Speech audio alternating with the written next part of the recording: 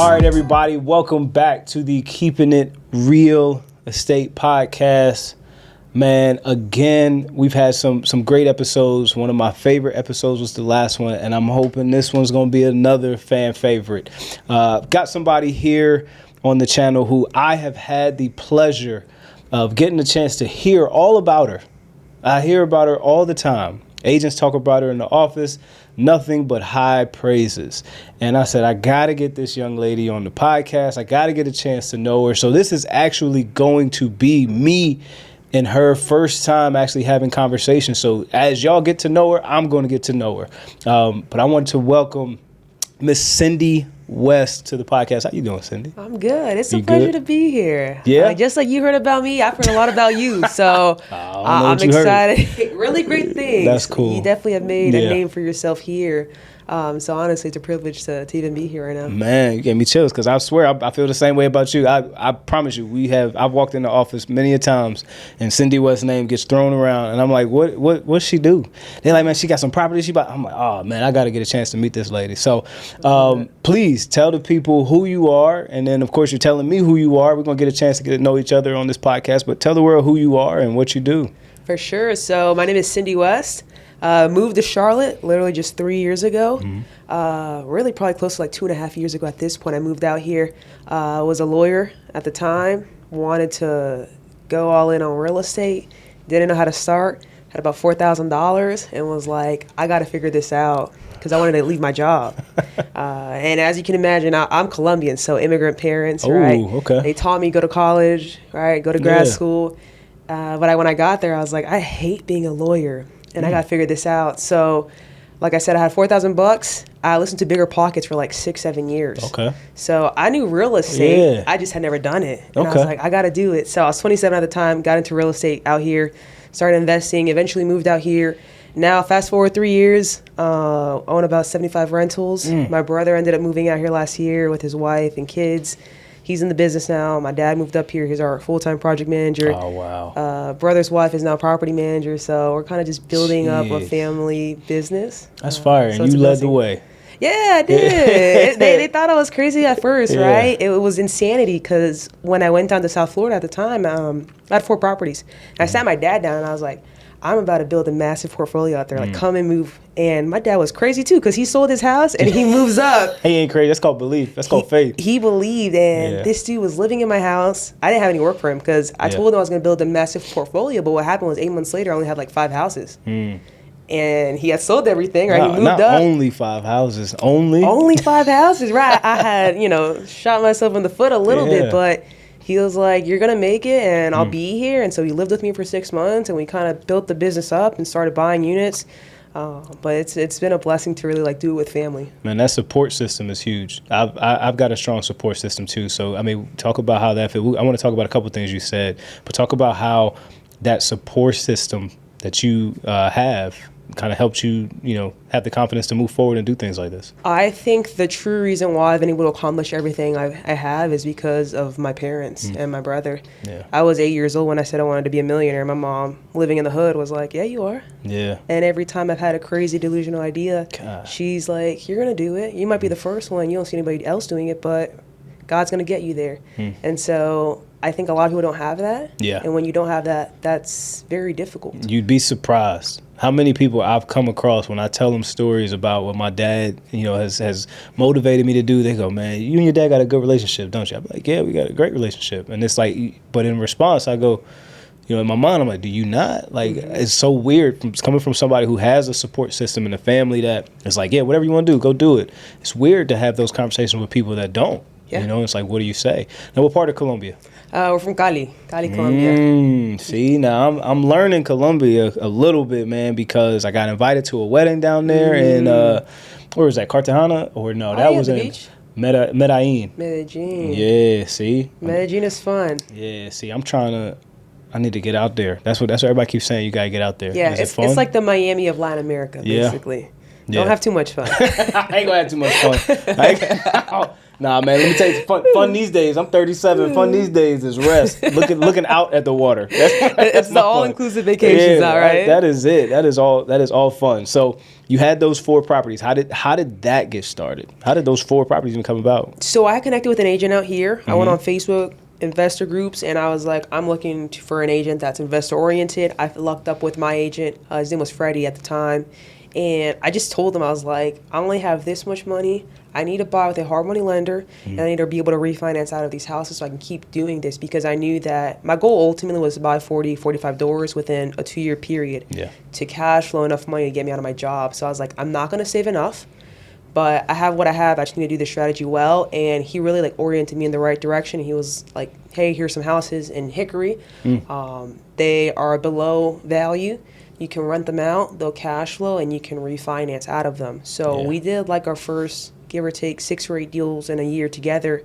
And that kind of taught me everything I needed to know to go ahead and then do it on my own from there. And you learned all that from podcasts and just listening to other people do it? Yeah, just hearing other people doing it and then just doing it myself. But once I heard somebody else do it, like I'm the type of person that as long as one person has done it before me, it's proof. I'm like, they've already done it. I just gotta go and follow the steps. I know I can do it. Yeah. That's it. So that was it though. But he was a huge help, like starting off to really getting my foot in the door, because I wasn't living out here, right? So he was out here. He would take videos of properties. He would explain the market to me, right? Especially like Hickory, North Carolina. I was like, where the heck is that at, right? Or Statesville. Listen, I live here, and I still go Hickory. Where's Hickory? North, east, west? Like, you know. Exactly. Totally different ballpark, but he was huge in, like, just getting my foot in the door and teaching me some things. And then, at the same time, I was still learning, right? So I was still, like, absorbing podcasts and conferences and all of that just to kind of sharpen myself up. But man, what was the scariest part about starting? Honestly, I don't think anything was really scary. I think the scariest part for me was not actually doing what I said I was going to do. Because I had told everybody, I was like, I'm only going to be a lawyer for 2 years. Yeah. And people thought it was crazy. They're like, you'll be there for like 5 years. You'll be there for 10 years. And I was like, nah, I'm going to get out in 2 years. Like, watch me. And I think it felt sometimes like that was a huge, ambitious goal. That seemed pretty unrealistic at multiple times, right? Like, just even saying, after my first year, I only owned 8 houses. That's why I say only, right? Because then I looked and I was like, I got 12 months left to buy, 38 more houses and quit my job. I don't know how I'm going to do that. But I think that was the scariest part, right? I was like, what if you just end up where you're at right now and you got to keep working this miserable job, working 60 hours a week for the next 3-4 more years? I'm like, no thanks. Yeah. What kind of law? Corporate law. So I did mergers and acquisitions. Okay. So very boring, dry. Was taking Zoom calls at like 3 a.m. Like just absurd expectations and demands from clients and the other attorneys. So I was like, this isn't long term at all. Jeez, man, I couldn't imagine. I won't even say I had aspirations of being a lawyer, but I was always one of those guys who, every time I won an argument, I'd be like, I'm gonna go be a lawyer. Yeah. You're like, I'm perfect for the courtroom. Yeah, that's my problem. I watch too much TV. You're out of order. No, you're out of order. You're in contempt. No, that's fire. That's fire. So you moved from Miami to North Carolina. Why not do it in Miami? Was it too expensive? What was the difference? I actually had done a little bit of wholesaling down there when I was in law school. Like like I said, I was always listening to podcasts, and I started dabbling into wholesaling at the time while I was in law school. And then I ended up doing a flip at one point down there, owned a rental, and the market really pivoted during the pandemic, right? And so there was no more deals. Yeah. So I was like, I got to look somewhere else where the price point just makes more sense at that point. Jeez, and the fact that you found it up here, because during the pandemic, that was the hardest time. These investors were swooping in and grabbing everything. So you were one of the swoopers. I wasn't. I came in like at the tip of 2023. Okay. Or I think it slowed down a little bit, because I remember in 2022 I was already like asking agents around, and they were telling me like, due diligence is $10,000, and I'm like, it was crazy. That's insane. I was like, I can't get in the game yet because I only got 4.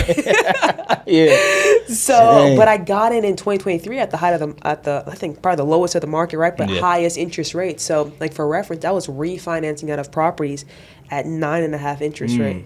Yeah, right? So interest rates are 6.7 now, right? Jeez. So it was pretty much not the best time. Yeah. But I found like an opportunity to get in, put in $1,000 of due diligence, right? Put in $500 in EMD, because a lot of people had pulled out at that point. given where I was at the year before. You got to be savvy with it. That's really it. And you said you got 75 now? Yeah, got 75 now. Where are they located? So I own about, give or take, like 10 in Hickory, I'd say. Okay. But majority of it is in the Triad. Nice. That's where I went to school out that way. I went to Winston-Salem State. Oh, cool. Yeah. We're in Winston-Salem. Yep. So we really like the market out there. Yeah, I love that area. Have you been on MLK Drive? I have not. Do you look at, so here's a better question. Do you look at single family homes? Do you look at apartments? How do you Mostly manage? apartments. Okay. Yeah, so start off in single family, right? The first like year and a half. Like I said, when I got to 8 houses and I was like, I got a year to get out of my job, what's the easiest way to do that? And it was like, go the multifamily route. Yeah. So started just buying mostly apartment complexes at that point. And then you just, you get in, you sell them. So you don't manage them or anything like that. You get in, fix it up, and move it. Yeah. So, all right, I buy them, I rehab them, and then I rent them out, and I still manage them, right? So I still own them. Okay. We still self-manage like our entire portfolio. So. Yeah, man. That's so the cool part about like managing. I tried to do property management, so I managed like 2 at one point in time, man. But dealing with that and business, I'm like, this is way too much. How do you keep your head? I mean, if that's your business. So, but how do you keep your head managing so many doors? Yeah, it's definitely been becoming more of a challenge, I think, now, like year 3, because it is a lot, right? You're dealing with multiple personalities and multiple moving pieces, and that's not really a part of the business that you can be like, I'm going to generate a certain dollar figure, right, where it's worth it. But for me, it's always been a long-term vision. Like when I started listening to podcasts and hearing the way people were doing, like I said, like just copy the right person, right? I knew that all the people that own like 100 rentals, 200 rentals, 500 rentals, they all have property management in-house.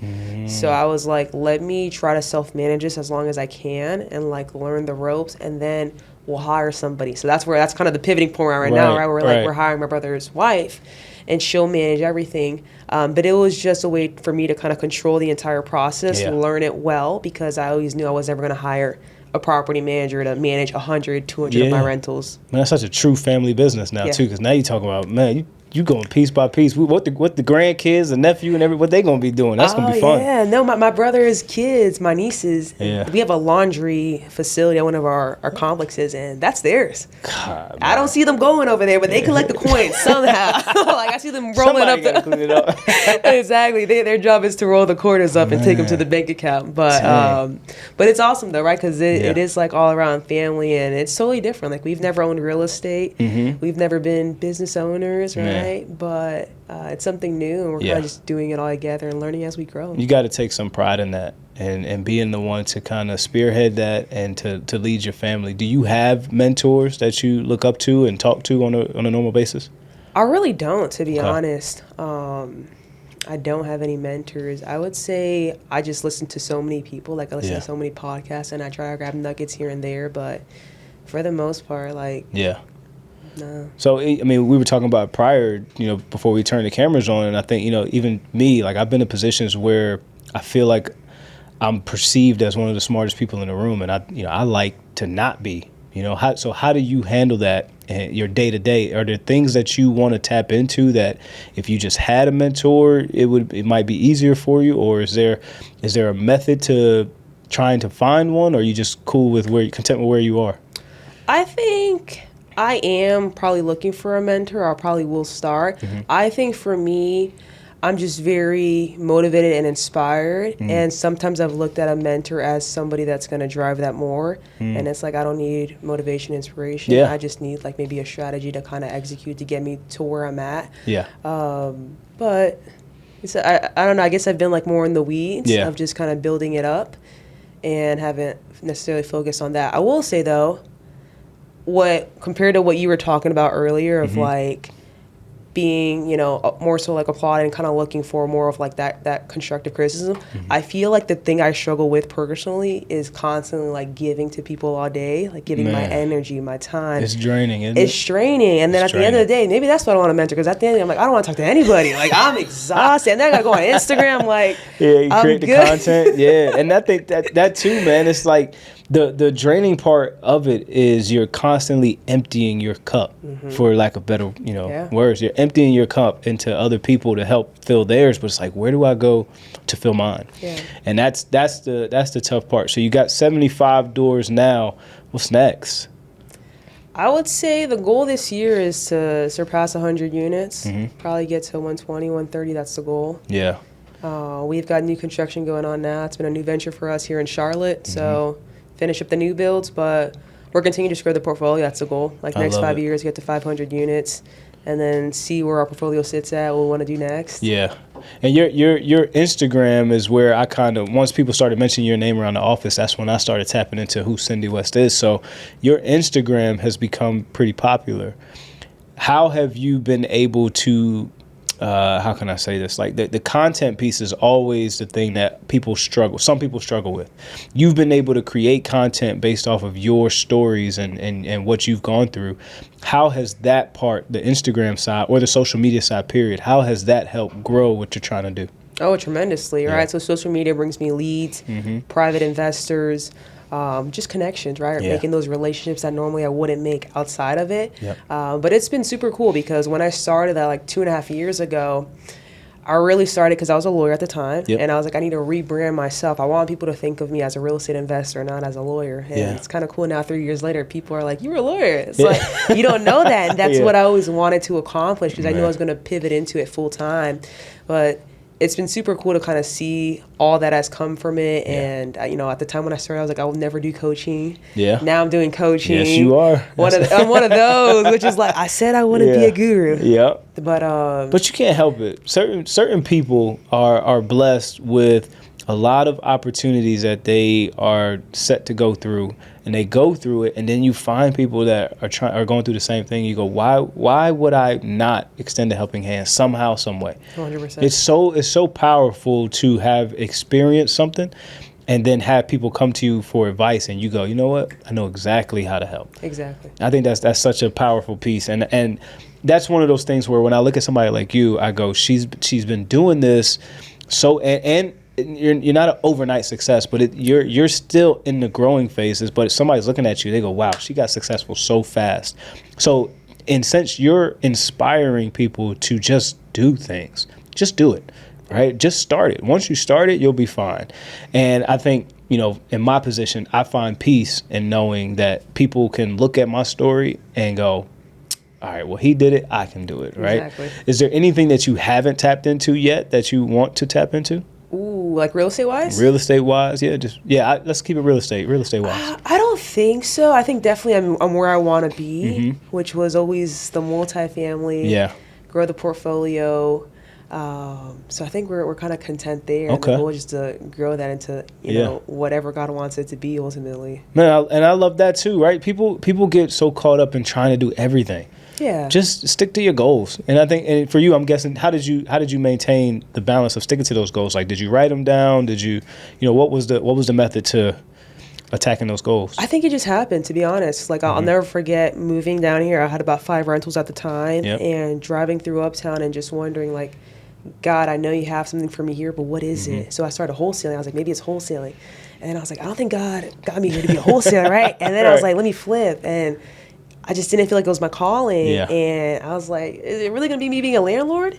And kind of looking back, it's funny because I think that's exactly what God wanted me to be, because I know where I come from, and I know how people feel being renters. I understand people's struggles, and very few landlords have the ability to do that and really still want to put out the best product out there for their tenants. And so I think it was kind of like just an alignment there, and really like, I think God's will of like, I want you to be in this position. And it's been fulfilling. That's awesome. Like, I don't look anywhere else. It's fulfilling. It accomplishes the ultimate goal, which for me was always, financial freedom, taking care of my mom. So got to retire her last year at 59 years old. Oh, that's awesome. So got my dad on board to kind of work for us and take care of him. So at the end of the day, part of it was fulfillment, right, of like what's going to align with me. But at the same time, like, what's going to also resolve the big thing that I really wanted, right, which was financial freedom, right? I wanted to get out of my job. I wanted to retire my parents, and that all just came together of like multifamily. Man, that's so dope. What would you say? Give me a horror story. Have you had any where you've like, ooh, this was a mistake I made or something like that? I had to do an eviction on a horrible tenant, and I always meet my tenants in person before they move in. And at the time, I was leaving to Italy the next day, and I was like, he'll be fine. He sounds good over the phone. one time. I was like, I'll be fine. I'm going to Italy, enjoy it. And sure enough, I came back. He never paid rent. Oh. Tried to evict him. He kept appealing. So then I had to go and be like, hey, man, I'll give you $1,000. Just move out, please. Yeah. So kind of learned my lesson with that one. Yeah. Wasn't fun at all. But it was rough. Yeah, I could imagine evictions aren't the easiest thing to even go through from your aspect. Having to watch somebody uproot themselves and, have to put them out on the street. Like, man, it's part of the process, man. Yeah, and some of those people are professional scammers. Yeah, like they know the system. Like he played it so well that I was just like, you know what, this is gonna end up with a lot of time wasted, a lot of more money than $1,000. So I'll just pay you. What are the odds though? The one time you don't meet a client person he becomes the horror story. Dude, I'm telling you, I have like a vibe check when I meet people. Yeah. Like I really do. I'm like, I don't know if this is gonna work out. And when I met him in court, I was like, I would have disqualified him. Like it just made sense, right? I just knew it. Yeah. Based on the way he was interacting. But been through that. What else? We've gone through a couple rough ones. I did my first rehab, which was an 11 unit. It was a nightmare. We had prostitutes, had drug dealers, and at the time I was the only owner of my business, and my dad was my full-time guy. Yeah. Mind you, I moved my dad up, but he's never worked in construction. Right. So you got two chickens running around with no head, and we're trying to, install vanities, install toilets, and it was one of those deals that I was like, either this deal will like take me out of real estate, or I'll get over it and I'll figure it out and I'll be successful. And sure enough, like made it out of that rehab 9 months later, like $150,000 left, spent. Yeah. Tons of learning experiences there. It was just hard. Yeah. It was my first multifamily deal. Oof. And I was just not prepared for it, but kind of jumped into it. Yeah. Learned how to swim through it. Barely, but yeah. You got through. Are you one of those ones where like that first deal was all you needed to see that it could work and then everything else was just gonna funnel after that, or I just need like proof of concept once. Yeah. And I also just feel like the worst case scenario is never that bad. Look, hey, I'm with you. Sometimes that worst case scenario, you like, all right, brother. Here's what I always thought, right? I was 27 years old, right? Yeah. Worst case scenario, if I lost everything and I went bankrupt, I could figure out how to pay an apartment for $800 a month. Yeah. And get on my feet over the next 5 years all over again. And same right now, like worst case scenario, if I lost everything tomorrow, I could still grind, figure it out, and I'll get back to where I need to get back in the next 5 years. Yeah. Like I'm not gonna die. Yeah. I think people like literally think they're like, oh my gosh, like the tenant's gonna destroy the property, and it's like it's not gonna be the end of the world though. Yeah. Like you do understand that, right? You've probably done bigger risks in your life, but this is so uncomfortable and so different that you feel like the worst case scenario is that your whole life is gonna end. How many people have gone through bankruptcies? Yeah, a lot. And are still millionaires, billionaires. Yeah, exactly. I mean, you're president of the United States of America. Got a president. It's got a few. Yeah. And got more things, right? It's president of the United States of America. Yeah. Right? Proof right there that you can do anything you want to do and still end up right in that position. So I think to me, I've just never been fearful in that sense. That's cool. Like once it worked. And worst case scenario, I know what it is. Doesn't scare me because the best case scenario always outweighs that. Yeah. What's one of your favorite stories? Ooh, I would say I retired my mom. Yeah, that's gotta be a good one. Yeah, for sure. I bought her a home, and that was a blessing. That was always a goal, and I never wanted to lose sight of that because I think in a lot of people's hearts, right, we want to take care of our parents, and I just saw some people like lose sight of that, right, because everybody wants to take care of their mom. Yeah.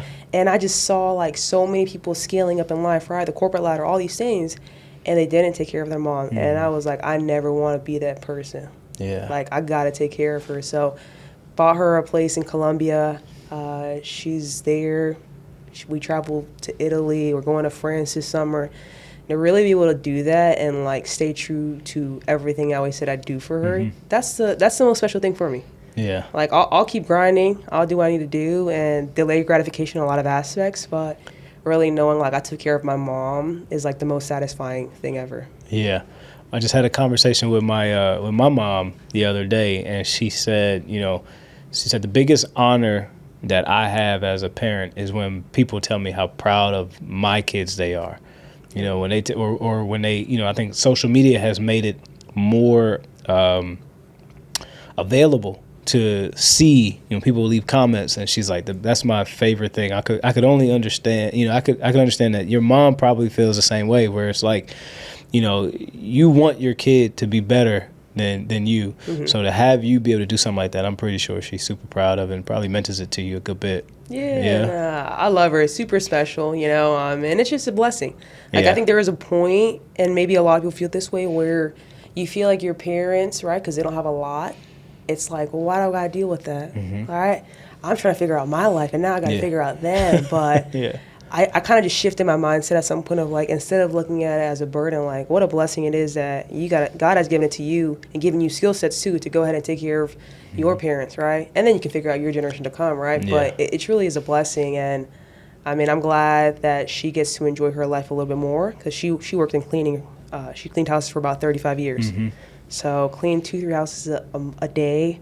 Always struggled, right? Mm-hmm. So we lived like in 18 different places before I was 18 years old, just hopping around, right? Avoiding evictions. So now it's like, don't worry about any of that. That's fire. I got you. That's cool. And I might have missed it, but I know you said you had a brother. But are you the oldest or? I'm the youngest. Youngest, okay. Yeah, so my brother's 5 years older than me. Yeah, it's something about them. It's something about them younger siblings that tend to be a little more successful than their older siblings. We wear laps around them. I'm playing. Our parents love us a little bit more, but it's okay. That's fire. Do you have goals that extend beyond North Carolina? I don't. No. The goal truly here is to grow a massive portfolio of at least 500 units, at least $100 million of real estate here in North Carolina and the Triad. Love it. We're just focused on that. Yeah. Like, there's blinders for everything else there, but that's... So even with Cindy West being able to be a household name somewhere in LA, in Texas, wherever it may be, that doesn't appeal to you? Like, I don't want to do that. Nah. I know the lay of the land up here. Yeah. You know what I like? I like driving around being like, that's my house, that's my apartment. Like, I want to do that to a massive level where if I drove down a whole street and there's 100 units, 4 different communities, I'm like, I own all of those. That's mine. See that building right there? Yeah. That's fire. Exactly. So you about to inspire me to go. Let me see. What I need to do to invest in Cindy West. Invest in Cindy West. I done made a slogan for you. I like it. No, that's fire. If you could give somebody that's in your position two golden nuggets, what would those things be? Listen to Bigger Pockets. Learn about different investing strategies. Every single investment strategy is ultimately simple. Mm-hmm. It's not easy, but everything is simple because people before you have already done it. And they have literally created a blueprint for you, whether it's free or it's paid. You might have to invest in yourself, right? But the strategy and the blueprint is just there. You just got to go and find it. Don't try to repeat the cycle. Don't try to keep waiting to figure it out on your own, because success ultimately loves speed. The quicker you are, the quicker you're going to get to it. Yeah. What's some other podcasts that catch your ear? That catch my ear?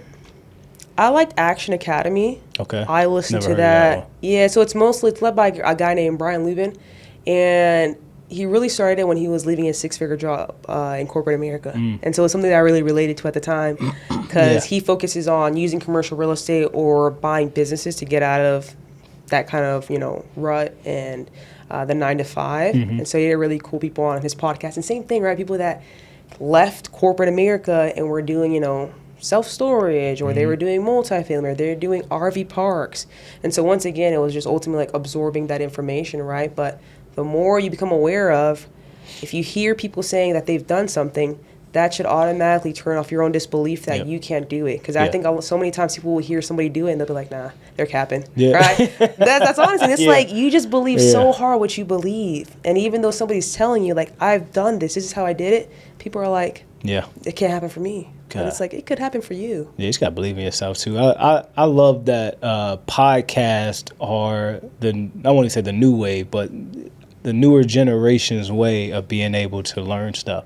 You learn more from TikTok, Instagram, podcasts than we ever learned in schools. So only if I could give you some words of encouragement, stay in front of a mic, because I went down the rabbit hole on your page, just trying to, because I was like, man, I've seen all this stuff before, but I haven't really delved into just who Cindy is and what she does. And to see you break down, numbers and things like that, I'm like, wow, like she's really, this is her. This is it. So people can learn so much from you. So if I can, I always try to, breathe life into people, but you got to stay in front of a mic. You got to keep posting because somebody's in the position where you were in, and they're listening to you, and you might be their favorite Instagram, investor that can teach them everything they need to learn. So I don't want you to, again, we talk about the mentor thing too. You don't necessarily have to be their mentor, but just you being visible and you talking and sharing your stories is going to help somebody that's in your shoes or that was in your shoes early on. Yeah. I love it, man. That's the goal. I definitely got to get you around the agents more and get you to come talk to us so we can see what we can do to help you grow your business. Yeah, I would love to. For sure. Because we got 4 agents that cover the Triad too. Really? So, I mean, even just being able to help you look for properties. 100%. Is that one of the things that do you have somebody that looks for properties? Because you're not a real estate agent. No, I'm not. Yeah. So we don't really sell most of our portfolio, right? And then most of the things we buy, I would say probably 60 to 70% is off market. And then we have another like 30% on market, but don't have an agent I exclusively work with. So there's an opportunity there. Like we're definitely happy to, make it happen. Love it. Awesome. Well, Cindy, the last part of the podcast is your chance to ask me a question. And then any question, and I'll answer it for you. What inspires you every day to keep going?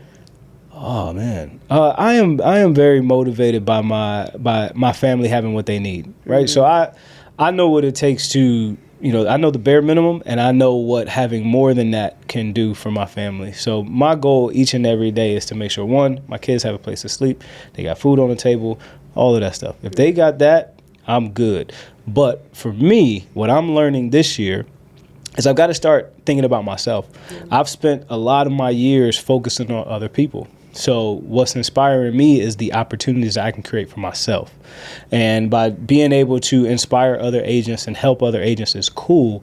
It helps me by, my spirits, uplifts my spirits to be able to see somebody go, Jerell, that advice you gave me got me under contract. Yeah. That's the type of thing that I enjoy and why I do it. There's a lot of people that, they could do that for money, right? They can create a platform or, something and start charging people for it. But for me, I mean, I'm not saying I would do it for free, essentially, but, where the position I'm in where I can pick and choose the people I'm around by being at the top of this what Noir Group is and being able to say, yes, I want this person to be a part of it. No, I don't want you to be a part of it. I'm choosing who I can say yes to and who I want to help, and to see them succeed.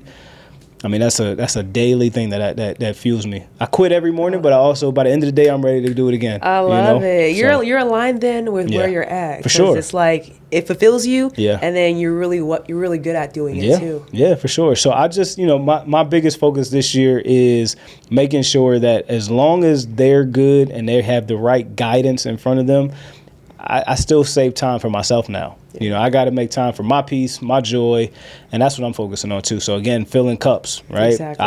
I've recently reconnected with a mentor to where now I can give to other people, and now I can go get my cup filled as well. Love it.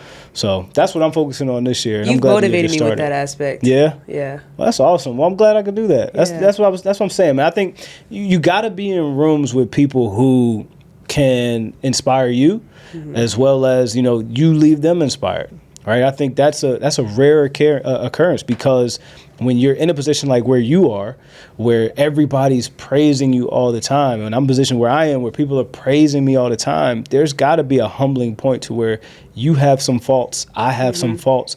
Who do I go to help me fix that? Yeah. If everybody's giving me my flowers all the time, what about the weaknesses I think I have? What if my time management isn't where I want it to be? How do I correct that if everybody around me is telling me, man, every time I call you, you answer? Yeah. So you just got, I think, I appreciate you saying that, but I think you have to surround yourself with more people that care about filling your cup. 100%. Yeah, you're on par with that. And to your point, like, especially when you're struggling, it's like, it's hard to figure out what's the next step, because you're in your head already. Yeah. And you're in your head because you don't know what to do. Exactly. And so you got to figure out what to do. So you got to go to outside people, right? Man. Be like, What do I do? Cindy, when we gonna meet back here next Thursday for therapy? Because I swear to God, that's what this is. I'll be like, man, I'm tired. I'm struggling. Yeah, like, come on, I can probably get a couch right here. Me and you. I'm like, look, all right. So look, after I finish this 30 minutes, we're gonna change spots. Yeah, all right? it's my turn. Exactly. I love it. Let the people know how they can get in touch with you, Cindy, if you want them to. I'm sure you do, but let the people know how they can get in touch with you. Yeah, the easiest way is on Instagram. I'm Cindy West _ I'm usually on there posting videos all the time and also doing Instagram lives or master classes. So feel free to reach out to me there. Shoot me a message. Always happy to connect. Yeah, I got to tap into some of those lives. I've never seen your lives, so I can only imagine. Monday nights, 8 p.m. Yeah. Every Monday? Yeah, every Monday. Every Monday at 8. So y'all better tune in. Every Monday at 8. I'm going to log on just so you can see I'm there and I'm going to be listening. So I'm going to see what I learn every time. Okay. But you already know how you can reach me. I'm at Soul by Rel on every platform.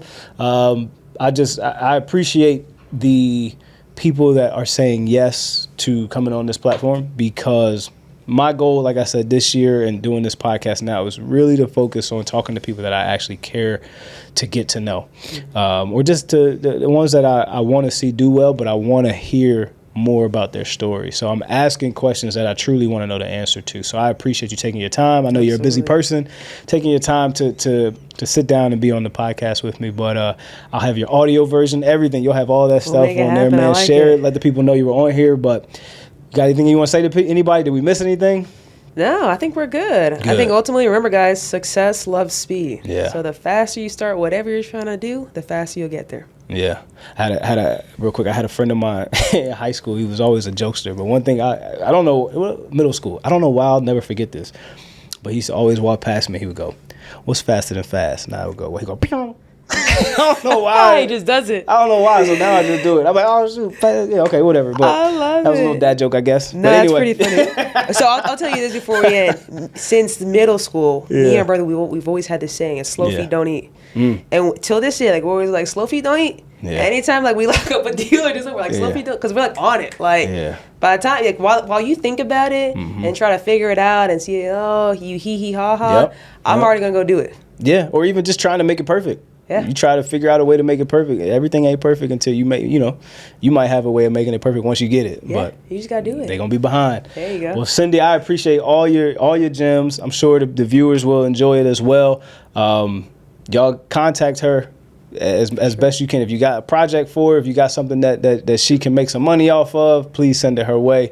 But until next time, I appreciate you guys. Thank you again, Cindy. See ya. Appreciate it.